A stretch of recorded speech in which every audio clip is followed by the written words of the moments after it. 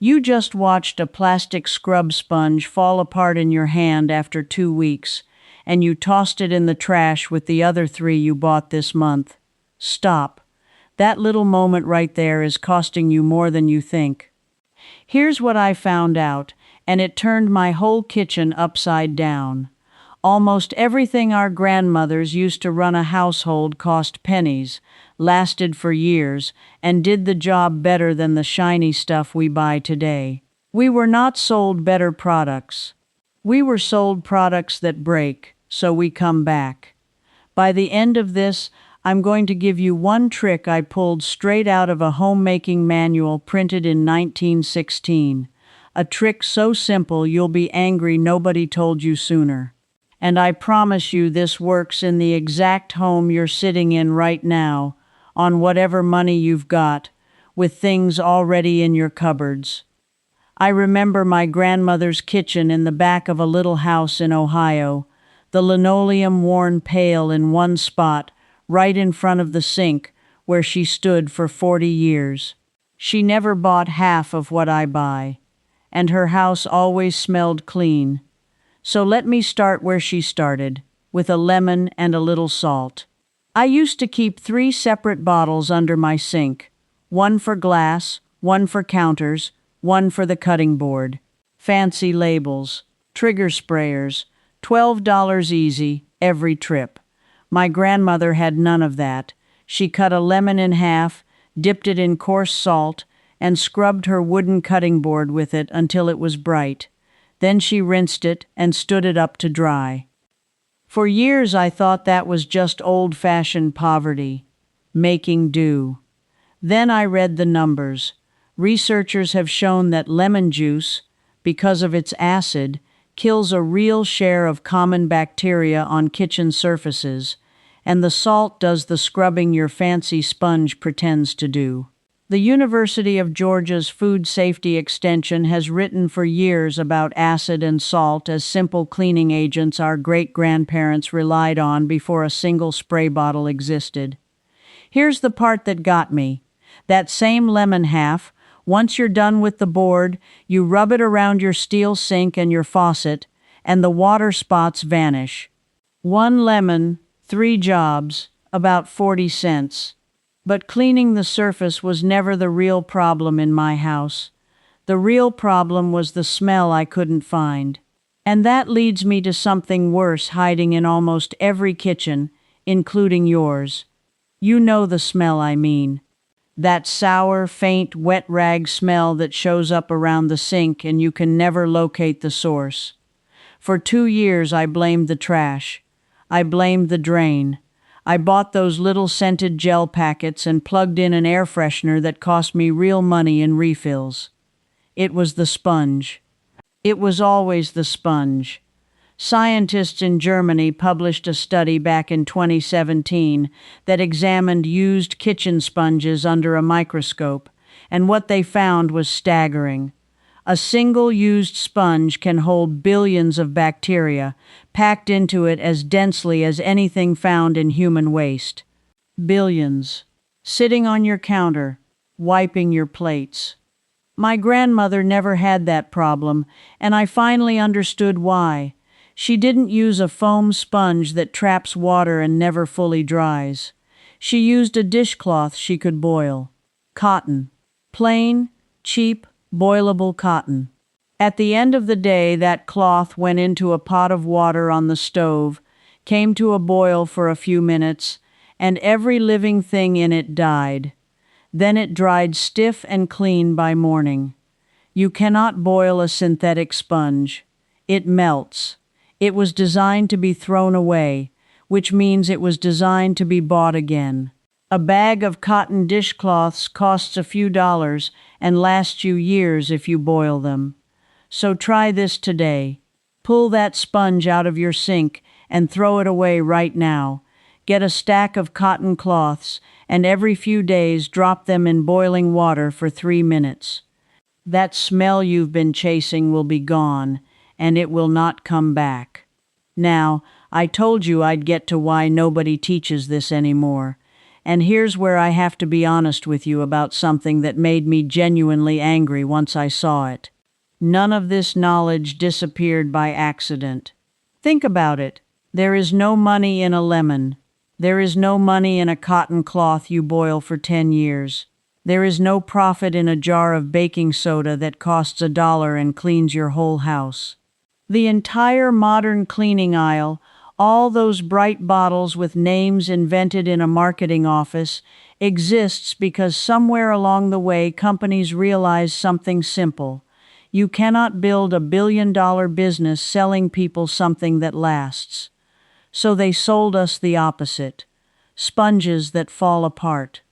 Sprays for every single surface, when one mix does it all. Refills, subscriptions, scented pods, single-use everything. And slowly, over about 2 generations, the knowledge our grandmothers held in their hands just stopped being passed down. Not because it stopped working, because someone profited from us forgetting it. I'm not telling you this to make you bitter. I'm telling you because once you see it, you can't unsee it, and you start saving money in every room of your house. So let me keep going, because the bathroom is where they really got us. Walk into any store and count the bottles aimed at your bathroom. Toilet cleaner, tile cleaner, glass cleaner, drain cleaner, mildew spray, lime remover. 6, 7, 8 products, each one $10 or $12. My grandmother cleaned her entire bathroom with 2 things that together cost less than $1: white vinegar and baking soda. Here's the exact method, and I want you to write it down or just remember it, because it's that simple. For the toilet, you pour in about 1 cup of white vinegar, let it sit while you do everything else, then sprinkle baking soda and scrub. The acid in the vinegar dissolves the mineral ring that no amount of blue gel ever really touched. For hard water stains on your faucet and glass, and this is the one that stunned me, you soak a paper towel or a rag in white vinegar and you lay it right on top of the crusty buildup around the base of the faucet. You leave it there for an hour. When you come back, that white chalky lime scale wipes away with your thumb. I had spent years scrubbing that stuff with a toothbrush like a fool. Vinegar has been used this way for a very long time. There are household guides from the 1800s that list vinegar as the primary cleaning agent for a home, right alongside soap and washing soda. It dissolves lime, it cuts grease, it kills a good share of common household germs, and it costs almost nothing. But there's a warning I have to give you, because I learned it the hard way, and I don't want you hurt. Never, ever mix vinegar with bleach, and never mix bleach with ammonia. When you combine those chemicals, you create a toxic gas that can put you in the hospital, and every year people do it by accident trying to clean harder. This is exactly why the simple single ingredients our grandparents used were safer. Vinegar alone, baking soda alone. Together they just fizz harmlessly and clean. That fizz, you see, is doing the work. Now here's the tension I can't let go of. If they could get us to forget something as simple as vinegar, what else did we hand over? And it turns out the biggest thing wasn't in the cleaning cabinet at all. It was in the way we throw money away every single month without noticing. Let me show you. You pay for dryer sheets. I did too, for 30 years. Little scented sheets you toss in the dryer and throw away after one use. A box runs you maybe $6 or $7, and if you do laundry a few times a week, you're burning through boxes all year long. My grandmother never owned a dryer sheet in her life, partly because she hung clothes on a line, and partly because she knew what they were actually for. Static. That's the only real job a dryer sheet does that matters. And there's a trick that handles static for free. You take a ball of aluminum foil, about the size of your fist, crumpled up tight, and you throw it in the dryer with your clothes. That's it. The foil discharges the static electricity as the clothes tumble, and it lasts for months. One foil ball, months of laundry. No more static cling, and no more buying boxes. And here's what those sheets were doing that nobody told us. Dryer sheets leave a waxy coating on fabric, and over time that same coating builds up on the lint screen and inside your dryer. That coating reduces airflow. Reduced airflow makes your dryer work harder, run longer, and cost you more in electricity, and in the worst cases it becomes a fire hazard. The fire safety people have warned for years that clogged dryer systems cause thousands of house fires. The very product we bought to make laundry nicer was quietly making it more expensive and more dangerous. If you want your towels soft and static-free without any of that, add about half a cup of white vinegar to the rinse. It softens the fabric, strips out old detergent residue, and rinses away clean with no smell. There's that vinegar again. One bottle, the whole house. But laundry led me to the discovery that honestly changed how I saw my grandmother entirely. Because I always wondered how her whites stayed so bright without the expensive stuff. And the answer was sitting in her window. The sun. Just the sun. She hung her sheets and her white shirts outside, and sunlight naturally bleaches and disinfects fabric. Ultraviolet light kills bacteria and lifts stains, and it costs absolutely nothing. Hospitals in the 1800s relied on sunlight and fresh air to fight infection before we had anything else, and it worked. A Florence Nightingale, the famous nurse from the Crimean War in the 1850s, insisted on sunlight and open windows in her wards, and her patients survived at far higher rates than anyone expected. If you've been finding these old methods as eye-opening as I did, I want you to know I've put together a complete guide that goes much deeper than any single video can. It's called Smart Starts, and it's a digital book that walks you through the full system our grandparents actually used, room by room, ingredient by ingredient, with the reasoning behind every method so you understand why it works, not just how. If you want to go further, the link is in the description below. Now, back to what I was telling you, because cleaning the surface was never the real problem in my house. You can do this today even if you only have a windowsill. Lay a stained white cloth in direct sun for a few hours and watch the stain fade. I've done it with a yellowed pillowcase and it came back white. Free, no chemicals, no bottle.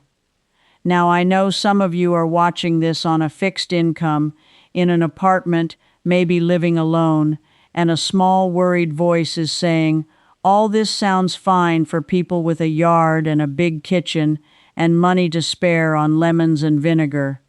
I put this next part in the video just for you, because I've been where you are, counting out the last week of the month, and I promise you these next tricks cost you nothing you don't already have. You have baking soda, or you can get a box for about $1 that will last you months.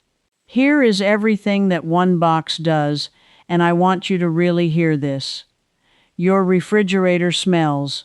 Open box in the back, done, for pennies. Your drain is slow.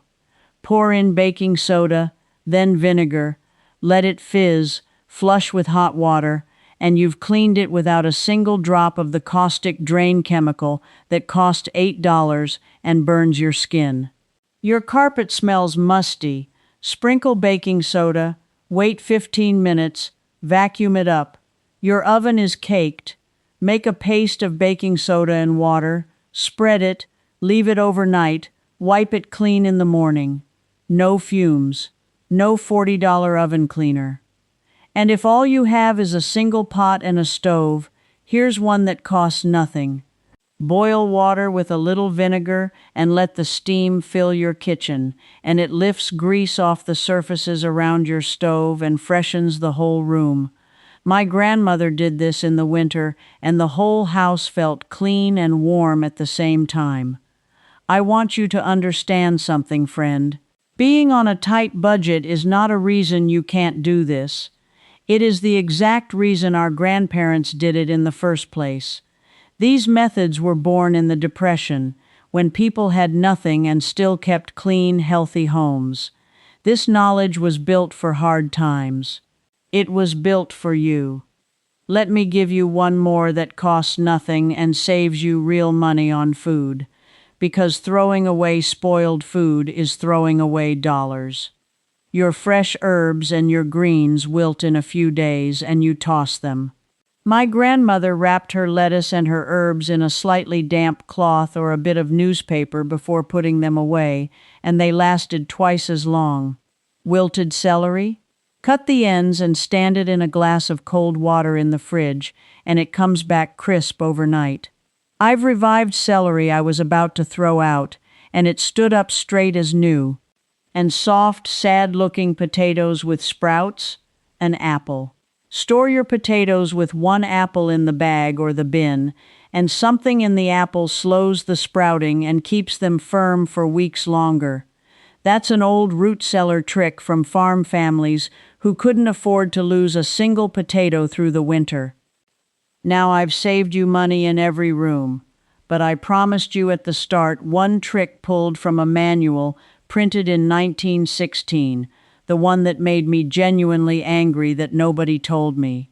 And this is the one I want you to remember above all the others, because it protects the one thing you can't buy back: your health and the very air inside your home.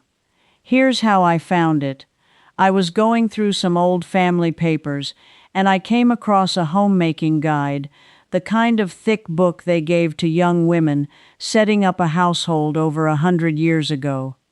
And in the section on keeping a home healthy, there was a line about opening the windows every single day, even in winter, for a few minutes to change the air. It called stale indoor air a cause of sickness. In 1916, I almost laughed. Then I looked into it, and what I found stopped me cold. Modern research, including work connected to the Environmental Protection Agency, has found that the air inside our homes is often 2 to 5 times more polluted than the air outside, sometimes far worse. All those sealed-up modern houses, all those cleaning sprays and air fresheners and plastic and off-gassing furniture, and we shut the windows tight to save on heating, and we breathe it all day and all night. Our grandparents' houses were drafty. We think of that as a flaw. But that constant small exchange of air kept the indoor air fresh and diluted the bad stuff before it could build up. They opened windows out of habit, out of a wisdom written down in 1916 and long forgotten, and it was quietly protecting their lungs the whole time. So here is the secret finale, and it costs nothing and takes 5 minutes. Every morning, no matter the season, open 2 windows on opposite sides of your home for about 5 to 10 minutes. Just 2, across from each other, so the air moves through. That cross breeze flushes out the stale, polluted indoor air and pulls fresh air through the whole house. In winter, you barely lose any heat in 5 minutes, because you're changing the air, not the temperature of the walls and furniture, and the room warms right back up. Do it while your coffee brews. That's all. And here's why it matters more than any cleaning trick I've given you. The air you breathe 8 hours a night while you sleep does more for your health, good or bad, than almost anything else in your daily life. Those old air fresheners and plug-ins we were sold to make our homes smell clean, they add chemicals to that trapped air. They mask the problem while making it worse. A fresh cross breeze solves it for free.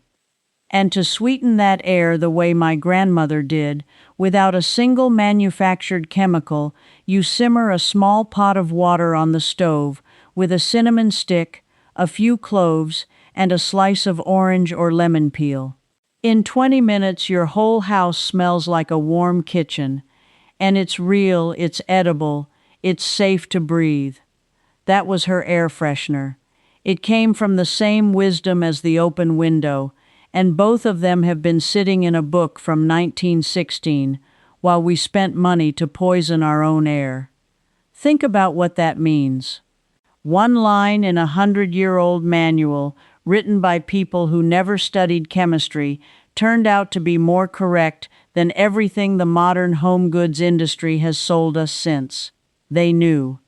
They knew and we forgot, and someone made sure the forgetting stuck, because there's no profit in an open window. So let me tie all of this together, because it's really one single truth wearing 30 different faces.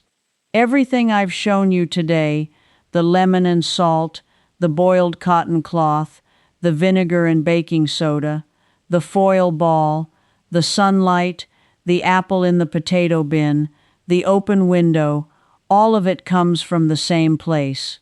A time when people couldn't afford to be wasteful, so they learned what actually worked, and they passed it down hand to hand, mother to daughter, neighbor to neighbor. That chain of knowledge was hundreds of years long, and it was broken in about 2 generations, on purpose, by an economy that needs you to buy the same thing over and over forever. You didn't lose this knowledge because it stopped being true. You lost it because someone realized they could sell you the forgetting. But here's the good news, and it's why I do this. Nothing about that knowledge is gone. It's still true. It still works exactly like it did in my grandmother's kitchen with the worn spot in the linoleum. The lemon still cuts the grease.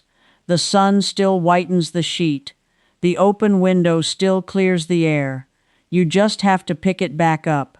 And the moment you do, you stop being a customer they can count on, and you go back to being what your grandparents were.